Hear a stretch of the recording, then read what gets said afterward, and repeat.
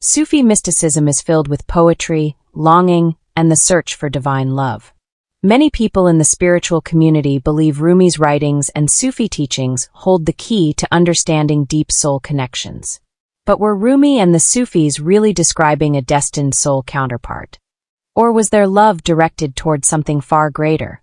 Today, we're uncovering the hidden meaning behind Rumi's poetry, the mystical path of the Sufis, and whether these ancient teachings reveal the true nature of divine love. Let's explore. Rumi is one of the most quoted poets in the world, especially in twin flame circles. You've probably heard, lovers don't finally meet somewhere.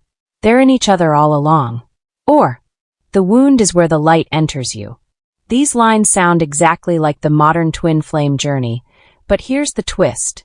Most scholars believe Rumi wasn't speaking about a person, he was speaking about God. In Sufism, love isn't just romantic or human, it's a divine force that pulls the soul back to source. So is it possible that we've misinterpreted Rumi's words? Was he talking about finding the one?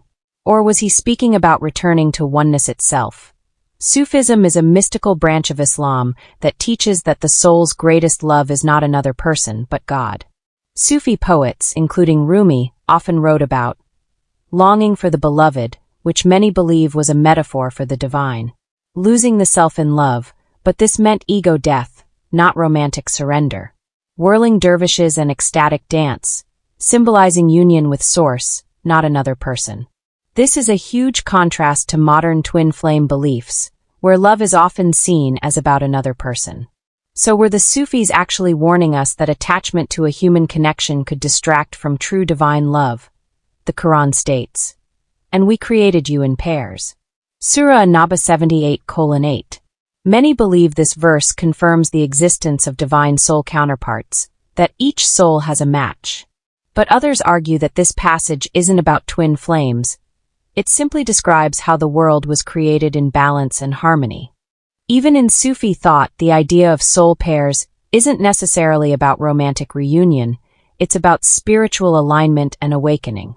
Could it be that the modern twin flame journey is missing the bigger message? Rumi's poetry, Sufi mysticism, and Islamic teachings all point to one thing. Love is about returning to God, not chasing a person. Maybe the deepest longing we feel isn't for a soulmate, it's for source. Maybe the pain of separation isn't about a twin flame, it's about feeling disconnected from the divine. Maybe true union isn't about finding another soul, it's about merging with something infinite. If that's true then, have we been looking for love in the wrong place all along? So, what have we uncovered? Rumi's poetry wasn't necessarily about a twin flame, it was about divine love. Sufism teaches that love is a journey back to the divine, not just another person. Islamic teachings mention soul pairs, but they may not mean what we think. The real meaning of love could be about something much bigger than human connection. So the real question is, are we searching for the one? Or have we been searching for something far greater all along? Sufi mysticism and Rumi's poetry offer a completely different perspective on love and longing, but what about other ancient teachings? Do you think Rumi's poetry was about twin flames or something deeper? Let's talk in the comments. If this changed the way you see love, give it a thumbs up, it lets me know. And if you're ready to keep uncovering ancient wisdom, hit subscribe so you don't miss what's next.